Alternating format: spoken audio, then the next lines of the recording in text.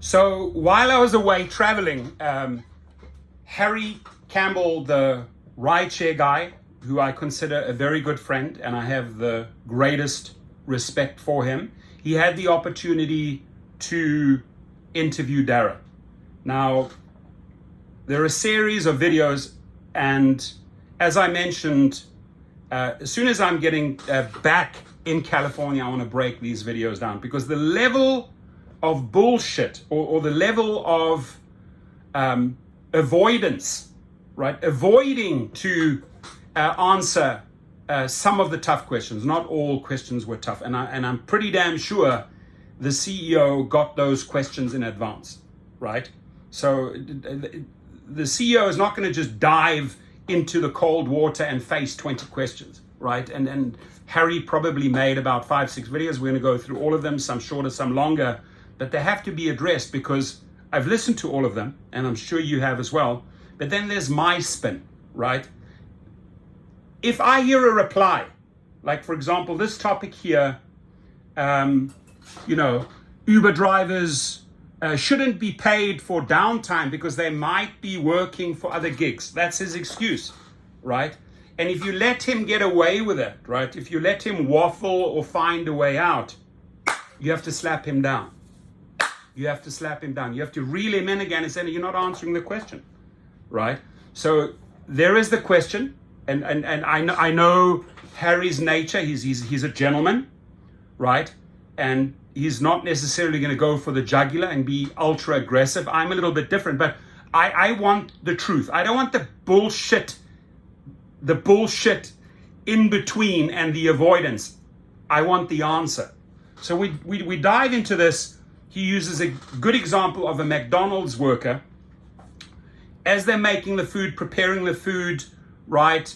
And they ring the person up. These are all activities they're doing, right? And then there might be 10, 15 seconds before the next car pulls in, right? So are you telling me, or Harry says, are you telling me you wouldn't pay the McDonald's worker for that little bit of downtime, right? And you pay them for the full hour, right? You pay them for the full hour. So if this company wants you to log in to their app, and it doesn't matter how many apps, it is up to the company to provide the jobs. But there you are, right? They can't prove if you're sitting and waiting for Uber, if you're sitting and waiting for DoorDash, Uber, and Lyft. The bottom line is, you there, you're on the clock, you're ready to go, right? It's up to them to provide you with that trip or with that delivery. And for that time, it is my opinion, they need to pay you. And helping you check out, right?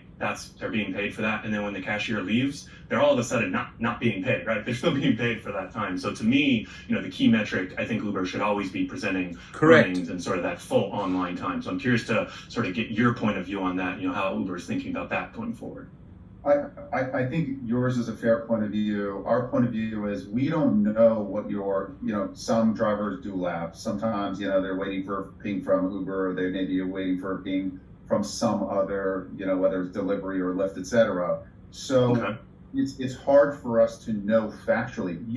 Whether you're kind of waiting around and just on Uber, and hopefully that's the case for us. That's in our self-interest, but we don't know that. So that's why, based on. Hold on. What you do know, Dara, is that we are logged in. So we're ready.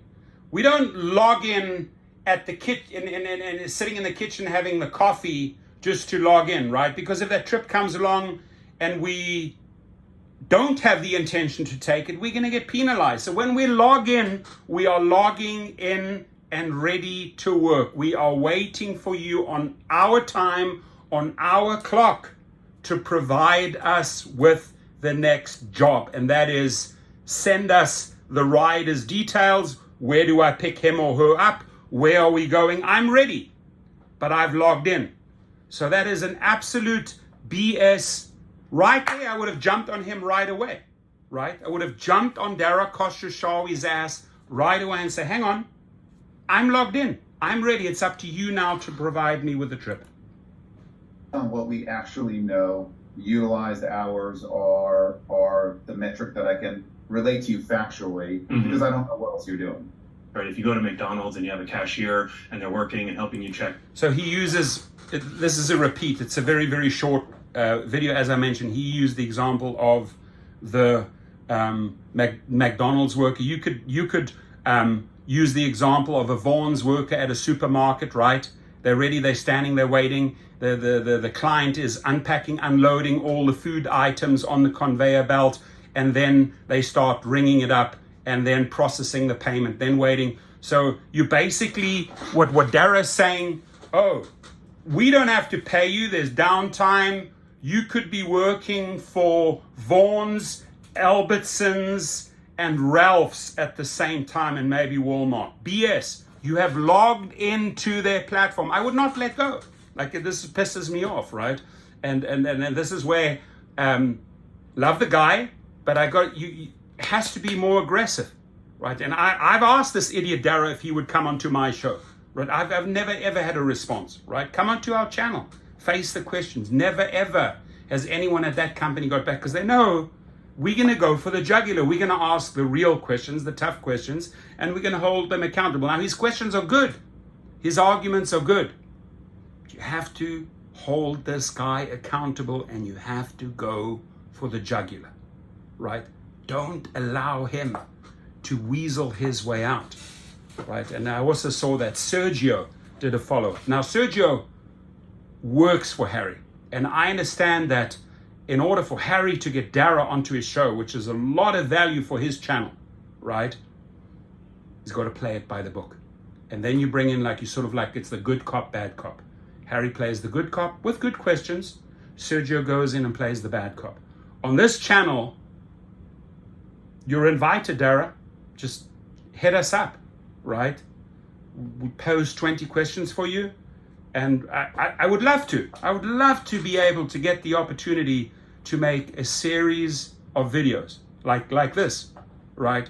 Because it brings so much value to your channel, getting that type of person onto your channel into an interview.